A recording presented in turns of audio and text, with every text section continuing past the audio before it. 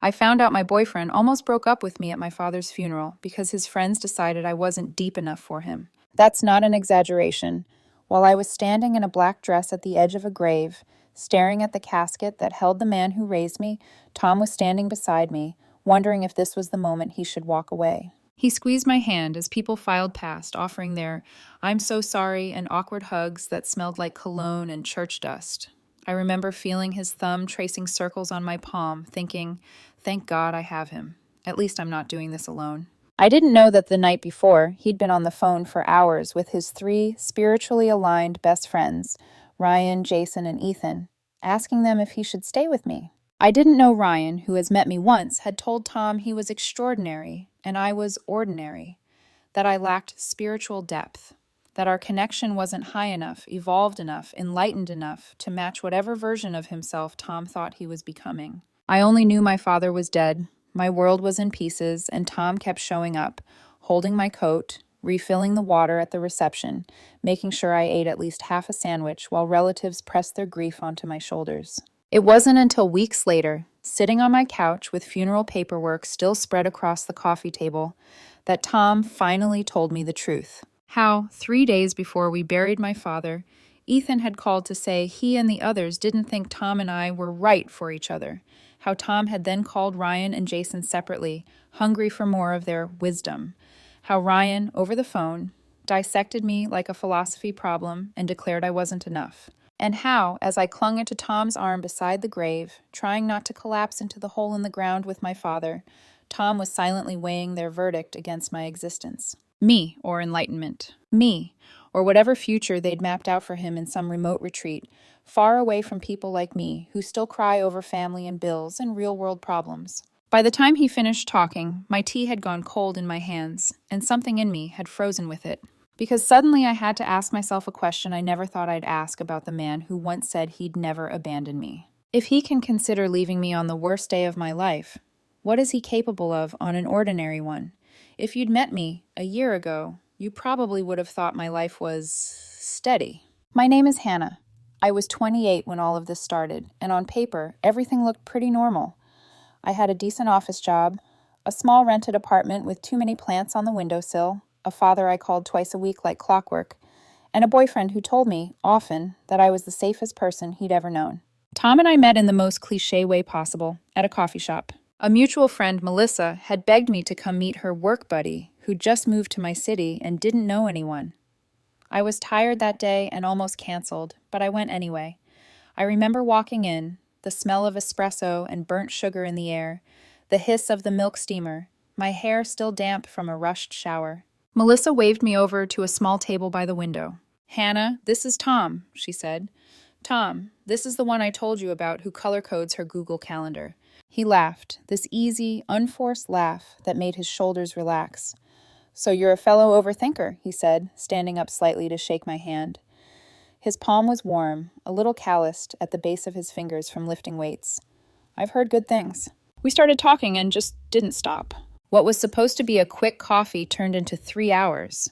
We talked about childhoods and weird school stories, about how he moved here 3 years ago for a marketing job, about how I grew up in this city with an older brother, James, and a dad who showed love by sending me badly lit photos of whatever he was cooking that night. At one point, Melissa looked at her watch, sighed dramatically, and said, "I'm leaving you two. Try not to trauma dump the entire first date, okay?" We barely noticed her go. By the time the barista flipped chairs onto tables around us, Tom was leaning forward, elbows on the wood, chin resting on his folded hands, really listening. "I don't usually talk like this with someone I just met," he said, almost to himself. "This feels different." I felt it too. There was a soft, buzzing warmth in my chest on the drive home, the kind that made the city lights blur a little. We started seeing each other regularly after that. Dinners that turned into long walks, Sunday mornings where he'd make coffee in my tiny kitchen, moving around like he'd always belonged there, hands brushing, inside jokes forming. The usual falling in love montage, except it felt real, not scripted. Very early on, he sat me down on my couch, serious, fingers twisting the hem of a throw pillow. "There's something I need you to know," he said. "About me, about relationships." I remember tucking one leg under myself, facing him. "Okay, tell me." "I've Never been good at staying, he admitted. Every relationship I've had, I've been the one to end it. I get close and then I start doubting everything. Whether it's real, whether it's deep enough, whether we're aligned. And once those doubts start, I can't stop them. He looked almost ashamed. I don't want to do that to you, he added quietly. But I also don't want to hide it. My heart hurt for him more than it hurt for me in that moment. Thank you for telling me, I said, reaching for his hand. If those doubts come up again, we talk about them. You don't have to fight them alone. He exhaled, like he'd been bracing himself for me to pull away. Everyone else just called me a coward, he said with a sad smile. You're the first person who said, let's handle it together. For a while, it felt like we really were. He told me about his friends, Ryan, Jason, and Ethan, who still lived in his hometown, 5 hours away. They were his real family, he liked to say, half joking, half serious. They'd known him since high school, gone through transformational experiences together, and shared a deep interest in meditation, Eastern philosophy, and something they called mindful living. The first time I saw them was on a video call. Tom had his laptop open at my kitchen table, incense burning in a dish, his, not mine, while I chopped vegetables for dinner. Guys, this is Hannah, he said, angling the screen toward me. The one I told you about. 3 unfamiliar faces smiled back at me. Ryan, with intense eyes that seemed to look through me instead of at me. Jason, softer, with a hesitant smile. Ethan, grinning like he always found life slightly amusing. Ah, Ryan said, the anchor. I blinked. The what? Tom laughed, embarrassed. Ignore him. He means it in a good way. Grounding energy and all that. Grounding can be good, Jason added quickly, as long as it doesn't become limiting. Ethan gave me a friendly wave. Nice to finally meet you, he said. Tom's been annoyingly happy lately. I smiled, but there was a small, prickling discomfort at the back of my neck I couldn't quite name. Their conversations with Tom were different. They used phrases I'd only seen on meditation blogs. Non-attachment, higher consciousness, transcending ego, aligning frequencies. Sometimes Tom tried to explain them to me afterward. It's just a way of seeing the world, he'd say, lying with his head in my lap, while I absent-mindedly ran my fingers through his hair. Less reactive, more aware, like not getting caught in the story. I am the story, I'd tease. You're stuck with my reactions. He'd smile, close his eyes, and murmur, I like your story. I tried, in small ways, to be part of his world. I went to yoga classes with him, my hamstrings screaming, while he flowed from pose to pose with surprising grace.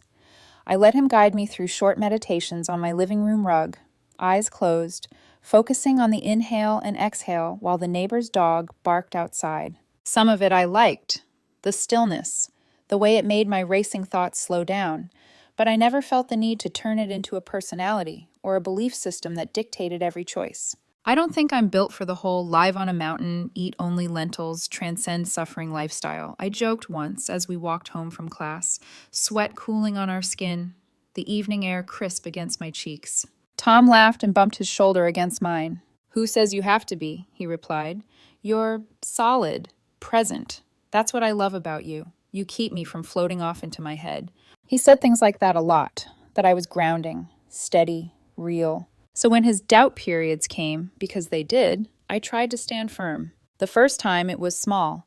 We were eating takeout on my couch, the TV humming quietly in the background, when he went quiet. What's going on in there? I asked, nudging his leg with my foot. He hesitated.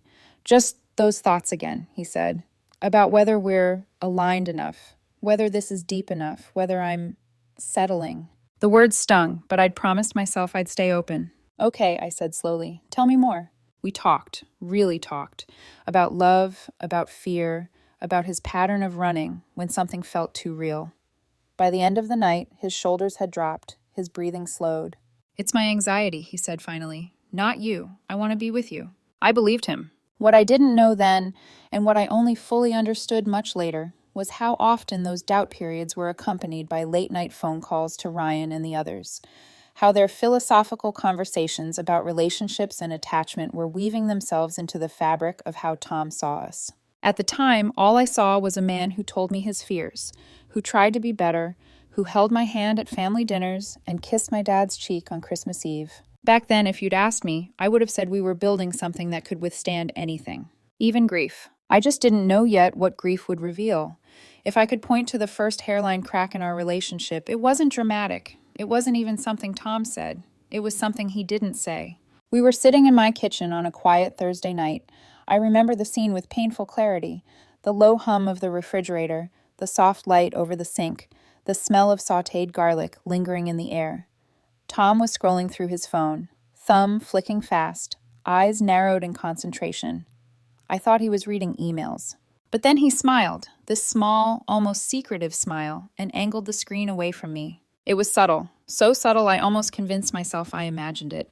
But something fluttered in my chest, a feeling like missing a step on the stairs. "Everything okay?" I asked lightly, drying my hands on a towel. He looked up too quickly. "Yeah, just Ryan sent something. Philosophical. You wouldn't be interested." The casual dismissal didn't hurt. The speed of it did.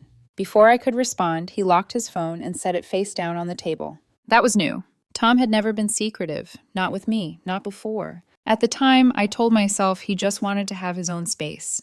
Everyone needs that, right? Not every message is meant to be shared, but a tiny knot formed in my stomach, and no amount of reasoning could undo it completely. The next sign happened a week later. Tom and I were supposed to meet his coworkers for drinks. It wasn't a big deal. I'd gone out with them before, joked with them, listened to their ridiculous office gossip about malfunctioning printers and weird client requests.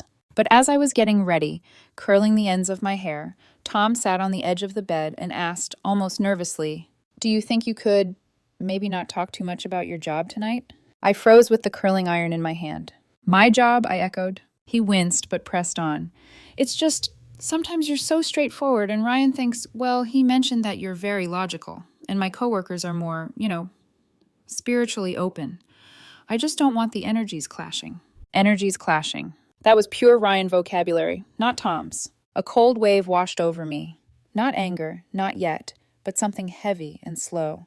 "I talk about my job because they ask," I said quietly. "I'm not giving a TED talk. I'm just answering questions." Tom dragged a hand through his hair, frustrated. I know. I just want tonight to go smoothly. Maybe keep it light." I turned off the curling iron. "So, be less myself?" The question hung there like smoke. He didn't answer. He didn't need to. After that, little things kept stacking up. He became more inconsistent, warm one day, distant the next. Some mornings he'd wake up beside me, kiss my shoulder, whisper he couldn't imagine life without me. Other mornings he'd stare at the ceiling, quiet and withdrawn, fingers tapping nervously on his chest like he was measuring the beat of something only he could hear. Whenever those moods hit, he'd disappear for long phone calls with his friends, usually outside, pacing the sidewalk while his breath fogged in the cold air. Sometimes he came back calmer, sometimes more conflicted, but he always came back with new questions, questions that didn't sound like his. "Do you think relationships should challenge your spiritual growth? Do you think we're evolving at the same rate? Do you ever feel like we're too attached?" That last one made me blink. "Aren't relationships supposed to involve attachment?" I asked. Tom didn't answer immediately. "Well, Ryan thinks—" I held up a hand. "I don't want to know what Ryan thinks. I want to know what you think." He looked at me with this frustrating mix of affection and confusion. "I don't know, Hannah. That's the problem." The real turning point, the moment I should have taken more seriously, happened during a weekend trip we'd planned months earlier, a small cabin by a lake, a peaceful getaway, something we'd both been excited for. But on the second morning, while we drank coffee on the porch, Tom said, "Ethan asked yesterday if being with you pulls me away from my higher purpose." My chest tightened. "And what did you tell him?" Tom hesitated. That I wasn't sure. A long silence stretched between us. The lake glittered under a pale sun, but all I could feel was the cold creeping through the wooden boards beneath my feet. I told myself I was overreacting. That grief, work stress, life, everything was making me hypersensitive. But the truth was already there, quiet but insistent. Something was shifting, something deep, something dangerous. And I was too in love, too hopeful to admit it. Not yet, but the seeds had been planted. And soon, they'd take root. I always imagined that when my father died, the world would stop for a moment, just long enough for me to understand that something irreversible had happened. But it didn't. Life rushed on, merciless. The city kept moving. Cars honked outside my apartment window. People laughed on the sidewalk. and I stood in my living room with my phone pressed to my ear, listening to my brother James choke out the words. Hannah, Dad didn't make it. I remember my knees buckling, the phone slipping from my hand, the sound of my own sobs, ugly and primal, echoing through the room. Tom was there within 20 minutes. He let himself in with the spare key I'd given him months earlier, something that seemed so natural then, but now feels like a detail carved in stone for the sake of irony. He found me on the floor, my palms flat against the rug, trying to breathe like my lungs had forgotten how. He knelt behind me, wrapping his arms around my shoulders. I'm here, he whispered into my hair. I'm right here. I'm not going anywhere. And in that broken moment, I believed him. The next 3 days were a blur of funeral planning. Endless calls, distant relatives inserting themselves where they weren't needed, and grief so sharp it felt like needles under my skin. Tom stayed by my side through all of it. He drove me to the funeral home, helped me choose photos for the memorial board, ordered food when he realized I hadn't eaten in nearly 24 hours. He slept on the couch because I couldn't stand the idea of anyone lying beside me in my father's empty place. I thought he was carrying me. Later, I would learn he was unraveling quietly beside me. The night before the funeral, I sat at the dining table surrounded by papers, death certificates, service programs, flower arrangements. My father's handwriting stared up at me from an old grocery list I found tucked in his wallet, and my throat closed again. Tom sat across from me, elbows on his knees, staring at his hands. You okay? I asked softly. Even in grief, I couldn't stop being concerned about someone else. He looked up startled. Yeah, just thinking. About what? He hesitated, then he swallowed hard, then he spoke. Hannah, my doubts came back. I stared at him, the words not quite making sense. Doubts? I whispered. Now? He winced at the tremor in my voice. I didn't want to say anything, but they've been there the past few days. Something splintered in my chest, not a clean break, but a hairline crack that burned. Tom, my father died 3 days ago. I know, he said quickly. I know, and that's not why. It just resurfaced. Why? He exhaled shakily.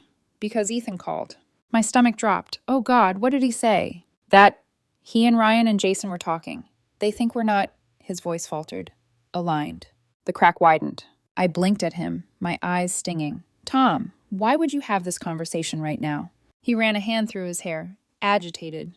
I didn't want to, but they called and Ethan said he was concerned about me. He said I need to think about whether we're on the same path, whether our connection is deep enough. I felt heat rising in my face, not anger yet, just disbelief so sharp it bordered on pain. And you believed him? I asked. Tom opened his mouth, closed it. I just couldn't get his words out of my head. What words? He swallowed. That you're ordinary. Everything inside me went still. He called me ordinary? I repeated, voice thin. Tom looked down. Ryan did. A coldness rippled through me. The man who met me once? Tom rubbed at his chest like something hurt there. Hannah, I didn't agree with him at first. But then I started thinking, what if he sees something I don't? What if we're mismatched spiritually? The nausea that washed over me was violent. While I'm planning my father's funeral, I whispered, you're questioning whether you want to be with me. Tom flinched. I didn't choose the timing. The thoughts were just there. But you let them stay, I said. You let them grow. He leaned forward, desperate. Hannah, listen. I was with you today at the visitation, helping you with everything. But inside I was thinking, what if they're right? What if I'm not with the person who truly aligns with me? My breath caught. You were deciding whether to break up with me while I was grieving my father? Tom looked tortured. I'm sorry. I'm so sorry. I didn't mean for it to happen now, but the doubts don't wait for good timing. A tear slid down my cheek, hot and humiliating. I thought you were supporting me, I whispered. But you were evaluating me. Tom reached across the table. Hannah, please, I chose you. After all that, after thinking about it all day at the funeral, I chose you. I jerked my hand back. You don't get points for choosing me after considering leaving me at my father's grave. He looked like I had struck him. Hannah. No, I said, voice shaking. No. You don't get to hurt me and then ask for comfort. Not right now. For the first time since my father died, I stood up and walked away from Tom. Not because I didn't need him, but because I suddenly understood I couldn't trust him to hold me without first asking himself whether I was worth holding. That was the night something inside me changed. The night grief and betrayal fused together and formed a scar that had no name yet, but soon would. In the hours after Tom admitted what he had been thinking at my father's funeral, something inside me went strangely quiet. Not peaceful, not numb, just quiet, like the moment right after a glass slips from your hand but before it hits the ground. I went into my bedroom, closed the door gently, too gently, and sat on the edge of the bed where my father once sat last Thanksgiving, laughing at how small my apartment was. I tried to breathe in evenly, but each inhale snagged in my lungs. This wasn't a breakup, not yet. This wasn't even a fight. This was a fracture. A realization that the foundation I'd trusted, Tom's loyalty, Tom's voice, Tom's steadiness, was far more fragile than I had ever dared imagine. After several minutes, maybe hours, I couldn't keep track, I heard soft footsteps outside my door. "Hannah?" Tom's voice was small, unsure. "Can I come in?" I didn't respond. The doorknob turned a little, then stopped. He respected that boundary. I'll give him that. Instead, he slid down to the floor on the other side of the door, leaning his back against it. I could feel the weight of him through the wood. "I don't know how to explain what happened," he said gently, voice muffled. "I know it sounds cruel. God, Hannah, I know. But it wasn't about you. It was about my old patterns, my fear." I stared at my hands. They were trembling. "And," he continued, "it was about Ryan. I shouldn't have let him get in my head. I know that now." I wiped my face with my sleeve. "Why do you listen to him more than you listen to me?"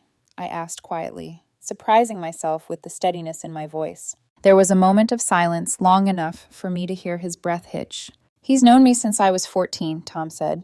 "He's seen me through everything. He knows how my mind works. Sometimes he knows it better than I do." I closed my eyes. "So when he said I wasn't enough for you," I whispered, "you believed him?" "No," he said immediately. "No, Hannah, I never thought you weren't enough. I thought I wasn't enough for the life you want. I thought maybe you'd resent me someday." That hurt more than if he'd said yes, because that wasn't doubt. That was cowardice disguised as self-awareness. I opened the bedroom door just enough to see him sitting on the floor, knees pulled to his chest, face pale and worried. His eyes lifted to mine like he had been praying I'd appear. "Hannah," he murmured. I sat on the floor opposite him, the door still between us, like a thin, symbolic barrier neither of us could pretend wasn't there. "Why did you tell me now?" I asked. "Why tonight? Why this week of all weeks?" He swallowed. "I couldn't carry it alone anymore, not while trying to take care of you. It felt dishonest." A hollow laugh escaped me.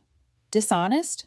Tom, you were literally weighing my worth as a partner while I was burying my father." He winced hard. "I hate myself for that."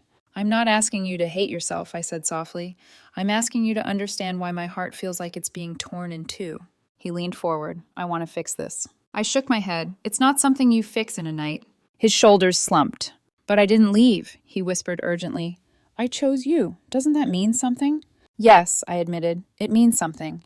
But so does the fact that the choice was ever on the table." He looked down at his hands.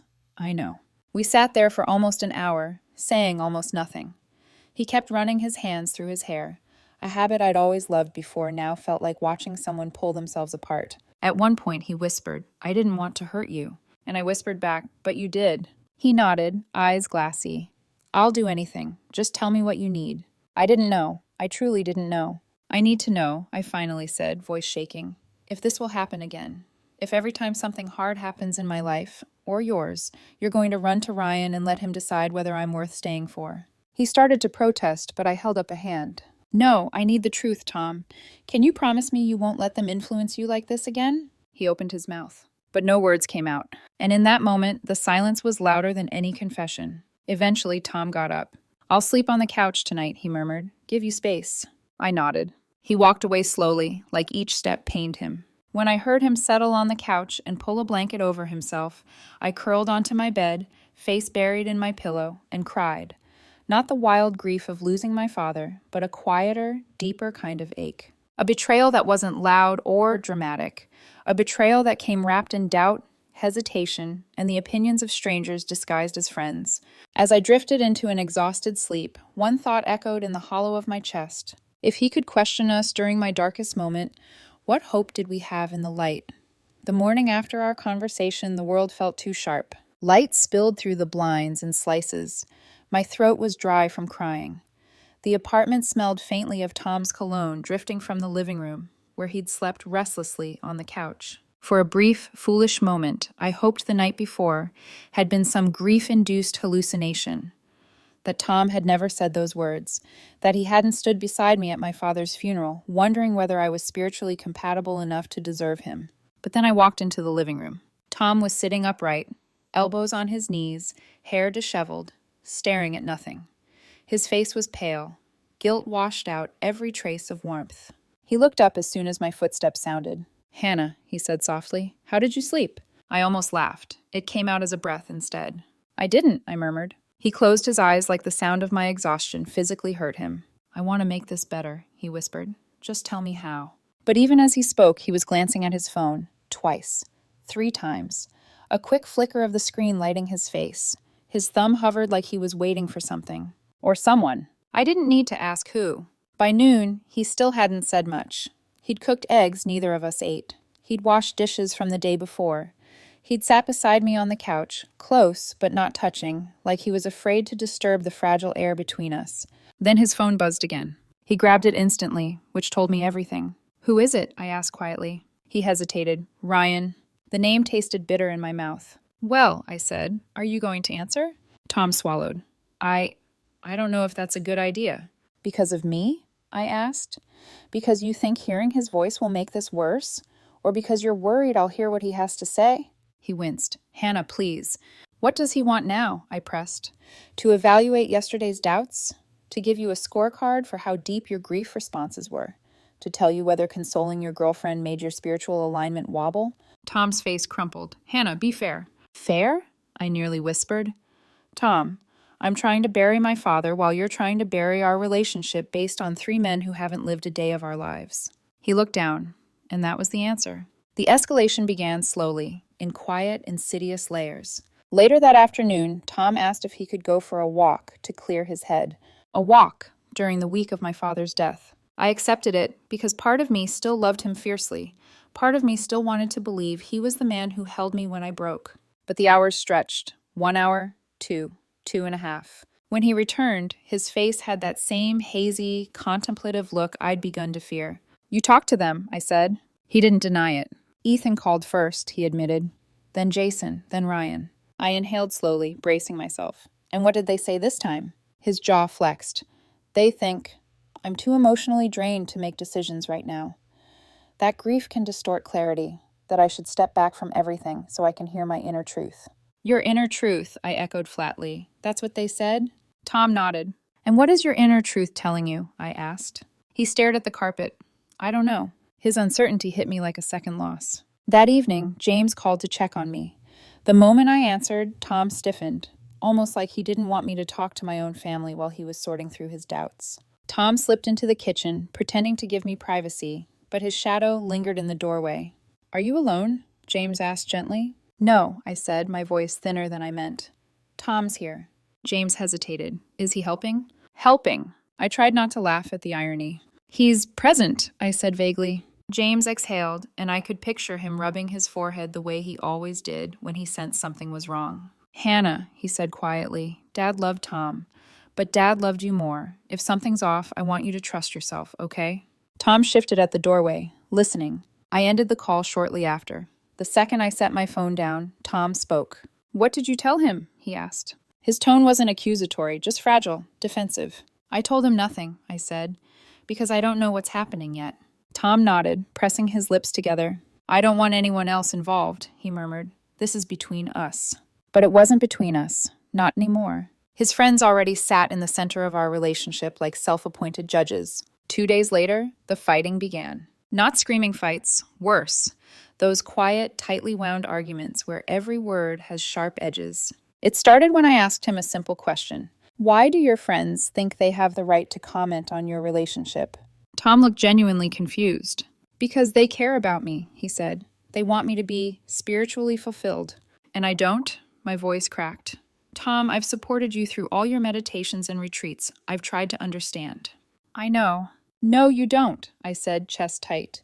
"You let them redefine everything we have."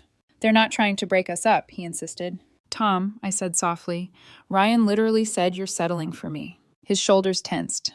"He didn't mean it like that." "How did he mean it?" Silence. He didn't know. Or worse, he did know.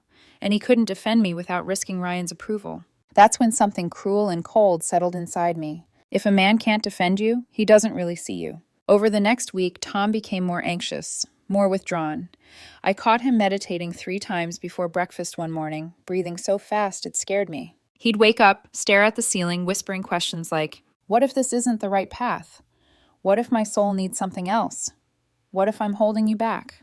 Me, the grieving daughter, holding him back. He started talking about alignment, purpose, detachment, words that felt like they belonged to someone else's relationship, someone who didn't live on Earth, someone who'd never held a dying father's hand.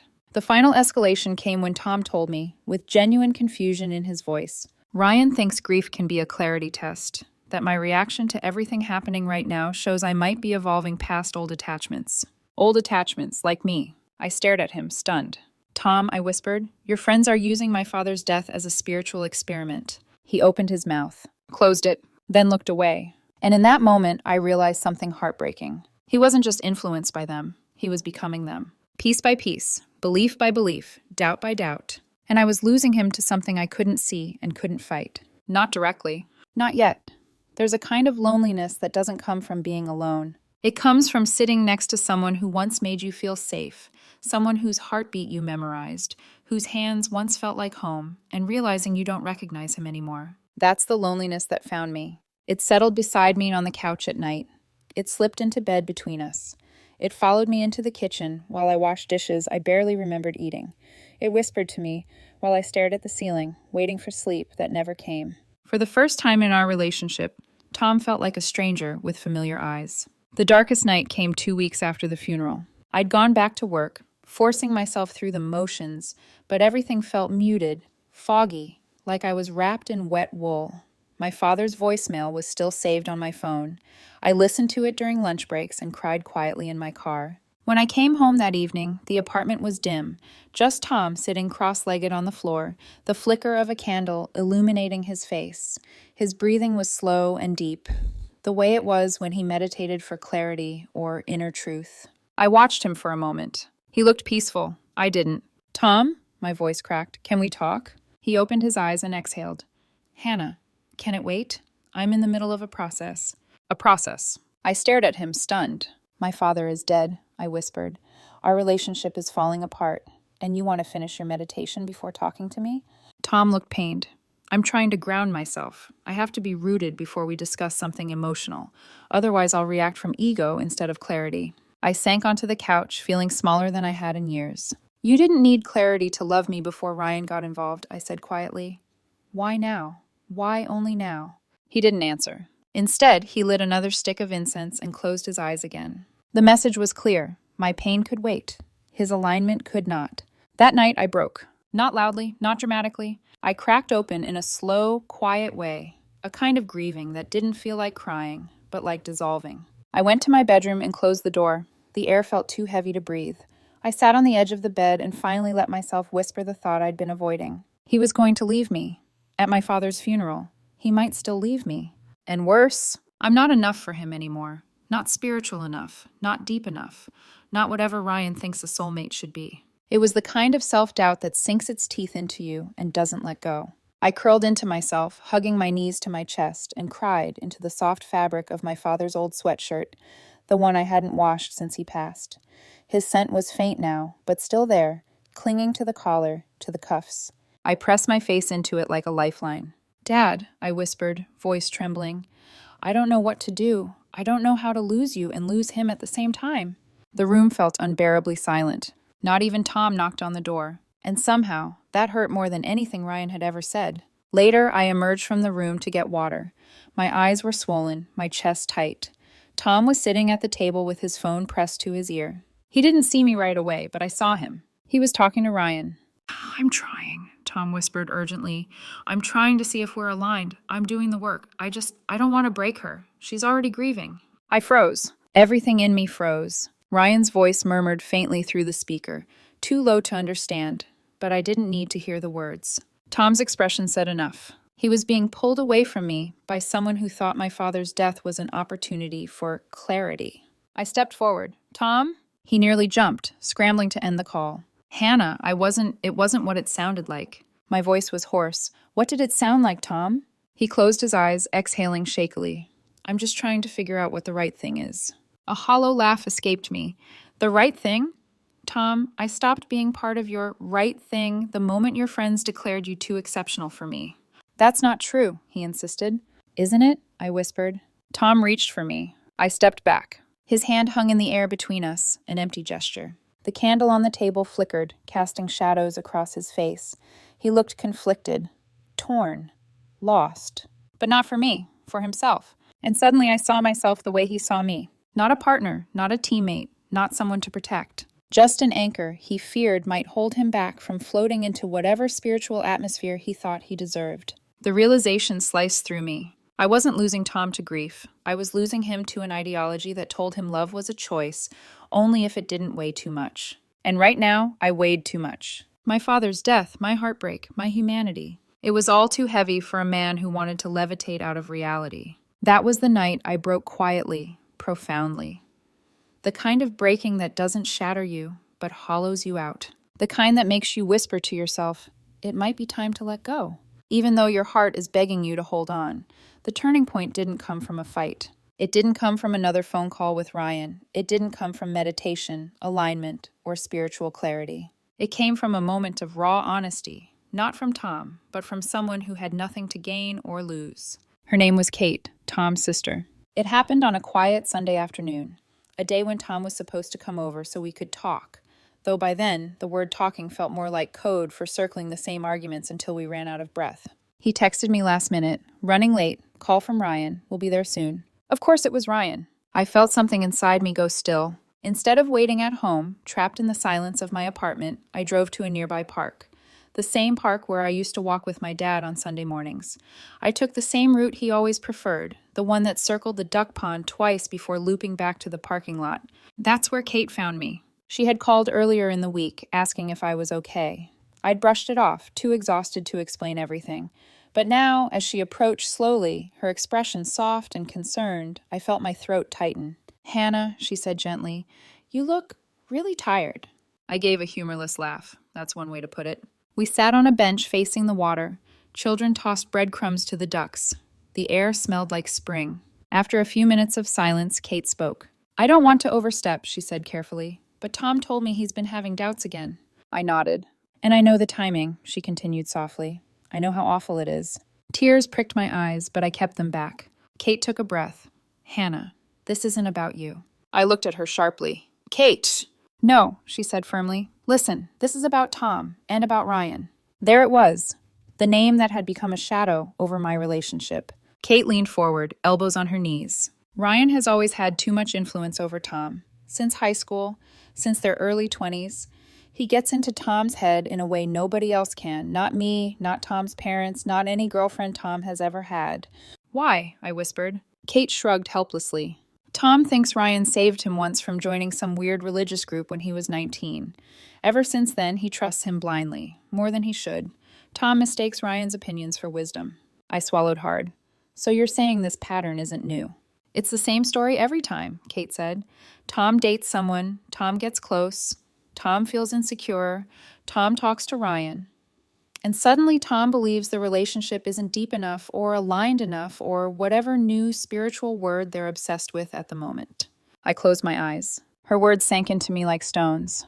"And then he leaves," Kate finished softly. "Always. Not because the woman wasn't right for him, but because he lets Ryan convince him he's destined for something more transcendent than a normal relationship." I stared out at the pond. The ducks glided smoothly across the water. Nothing about them was transcendent. Everything about them was real. And suddenly, painfully, I realized I didn't want transcendent. I wanted real. Something grounded, not floating in vague philosophy. "I'm so sorry," Kate whispered beside me. "I know you love him, but I need you to know this isn't your fault." My throat tightened. A tear slid down my cheek despite my effort to contain it. Kate placed a gentle hand on my shoulder. "Hannah, you lost your father. And instead of standing beside you fully, Tom retreated into fears someone else planted in his mind. You deserve someone who can show up, really show up, without needing permission from his friends." Something inside me shifted then. Not a crack, not a collapse. A realization. A clarity Tom kept chasing in meditation but could not find. I had been trying to hold a relationship together that Tom wasn't willing to protect. I had been fighting for us while Tom was fighting his fear of us. I wiped my cheek, then another. And for the first time since the funeral, I felt a small, steady flame inside me. Something like strength, something like self-worth. I think I already knew, I whispered. I just didn't want it to be true. Kate squeezed my shoulder. That's the hardest part. We sat there a little longer, talking, not talking, letting the truth settle between us. Then Kate said something I will never forget. Hannah, don't shrink yourself to fit the size of someone else's fear. The words hit me like a warm shock. I let them sink into the hollow places grief had carved out. I didn't need Tom's doubts to define me.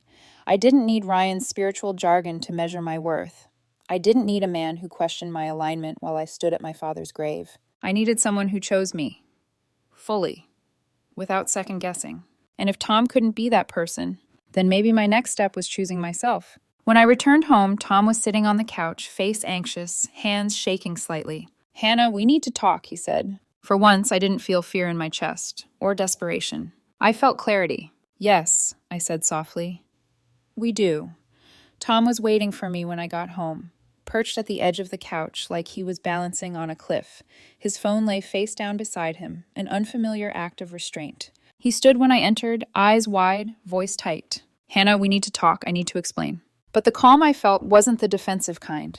It wasn't anger either. It was something quieter, deeper, the calm of someone who finally understands the truth. I sat across from him, placing a cushion between us, like emotional armor. Okay, I said softly. Explain. Tom inhaled, shaky. I talked to Ryan again. Of course he did. And? I asked. He thinks I'm blinded. That grief is making both of us cling to something temporary. My breath didn't even hitch this time. And what do you think, Tom? I asked. He rubbed the back of his neck, pacing slightly. I think he's right that I'm scared, he admitted. But wrong about you. I know that. I know the timing was horrible. I know it was cruel to even let those thoughts in while you were losing your dad. He looked at me then, truly looked. Hannah, the last few weeks have been the hardest of my life. I've been so lost. I don't know if what I feel is fear or clarity or... I held up a hand gently. Tom, stop. He froze mid-sentence. This isn't about fear or clarity, I said. It's about choice. You keep talking about what Ryan thinks, what Ethan sees, what Jason notices. But what do you choose? He stared at the floor. I don't know, he whispered. And that was it. Not a betrayal, not a confession. Just emptiness. A man who didn't know whether he wanted to love me. A man who needed a panel of spiritual advisors to determine whether I was worthy of staying by his side. A man who questioned our connection while I lowered my father into the ground. I stood. Tom stood too, panic flickering across his face. Hannah, wait. No, I said softly. You don't need to chase me. I'm not running. I'm walking away. His face paled. I don't want to lose you, he said. I just need time. Time. The thing he'd lost track of while meditating through my grief. The thing he wanted now that I'd finally gained clarity. You had time, I whispered. You had all the time in the world to put us first. And you didn't. Silence stretched, painful and hollow. Hannah, please. I can't build a life with someone who pauses our relationship every time his friends have an opinion about it. His voice cracked. They're my family. They're your influence, I corrected. And right now, you don't see the difference.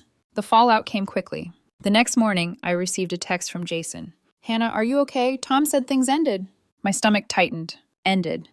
As if Tom were the victim of some tragic misunderstanding instead of the architect of his own collapse. I didn't respond. An hour later, Ethan called. I ignored it. By noon, Ryan had messaged Tom in the group chat. Tom showed me, asking if he was doing the right thing. Ryan's message read, "Let go. Release attachments. She is not aligned with your purpose. The universe made this clear." Something inside me recoiled. This man, this stranger who had spent maybe 6 hours total in my presence, was dictating the fate of my relationship. Tom read it, shoulders slumping. He thinks... I cut him off. I don't care what Ryan thinks. And truly I didn't. Not anymore. Later that week, Tom's co-workers, people who had seen me at holiday parties, who had met my father, approached him quietly at work. I know because one of them messaged me privately. He told us he's unsure if he made a mistake. He looks terrible. He's not himself. But I wasn't flattered, and I didn't feel vindicated. Grief teaches you that winning an argument doesn't mean anything when your heart is already broken. Tom's sister, Kate, called me the following weekend. He's a mess, she said softly. He keeps saying he never wanted to hurt you, that he was overwhelmed, that Ryan pushed him too far. I closed my eyes. Kate, I'm not angry anymore. I'm just tired. She exhaled, understanding threading through her voice. He asked me today if he should try to win you back, she said. I told him the truth. I swallowed. What truth? That you deserve someone who wouldn't need a spiritual permission slip to love you. My chest tightened, not from pain this time, but gratitude. Thank you, I whispered. The final collapse came a week later. Tom called me late at night, voice trembling. Hannah, Ryan thinks I made the right decision, but everything in me feels wrong, empty. That's because you didn't make a decision, I said gently. You avoided one. There's a difference. He let out a shaky breath. I miss you. I closed my eyes. I know. Can we try again? He whispered. I opened my mouth, and for a brief second, love pulled at me like gravity. But then I saw the funeral again. The casket, the cold ground, Tom's hand in mine. And the knowledge that while I was saying goodbye to the man who raised me, Tom was debating whether I was spiritually worthy enough to keep. I can't, I said softly. I won't put myself in a relationship where I have to audition for acceptance. Tom broke. I heard it in his breath, in the silence that followed. Hannah, please. Goodbye, Tom, I whispered. And this time it was me who hung up. In the weeks that followed, the consequences unfolded without my involvement. Tom drifted away from his coworkers. Jason and Ethan slowly distanced themselves from Ryan after an argument. Even Tom's parents confronted him, gentle but firm, about letting others dictate his relationships. Ryan's influence, once so powerful, began to look brittle when exposed to daylight. I didn't fight him, I didn't defend myself, I didn't justify my leaving. The truth took care of itself. And for the first time in months, I felt myself breathe without waiting for someone else to decide my worth. Grief has a way of stripping your life down to its bones. When my father died, I thought the universe had taken the biggest piece of me it possibly could. I didn't know it was about to take the relationship I had wrapped so much of my future in. But maybe that's the strange mercy of loss. It forces everything in your life to reveal what it truly is. Tom wasn't a villain. He wasn't cruel. He was simply a man who did not know how to choose himself, let alone choose me, without asking someone else for permission first. And I finally realized, you cannot build a life with someone who needs a committee to love you. After our final conversation, something inside me softened, not toward him, but toward myself. For the first time in months, I woke up without waiting for a message that would determine whether I was aligned enough to be loved. I donated the meditation cushions he left behind. I deleted Ryan's number. I blocked the group chat. I took slow walks in the park where my father and I used to sit together, and each day I grieved a little less for the relationship and a little more for the girl who tried so hard to earn someone's commitment. One morning, a few weeks later, I caught my reflection in the elevator mirror on my way to work. My eyes were still tired, my heart still healing, but for the first time I saw someone standing, not someone waiting to be chosen. My brother James visited that weekend. We sat on my balcony, eating takeout, watching the sun dip below the buildings. You seem lighter, he said, and I realized I was. Not because the pain was gone, but because I had stopped carrying pain that didn't belong to me. Tom's journey was never mine to fix. Ryan's influence was never mine to fight. And my worth was never meant to be measured in spiritual terminology or philosophical approval ratings. Losing my father taught me what truly matters. Losing Tom taught me who truly chooses me. Both losses reshaped me in ways I'm still learning to understand. But here is the lesson I want anyone watching this video to take with them. If someone cannot stand beside you in the darkest moment of your life, they were never meant to walk with you into the light. Love should be intentional, not conditional, not hesitant, not dependent on the opinions of people who don't live your life. Today, I'm still healing, still grieving, still learning, but I'm also standing. And that on its own feels like a beginning.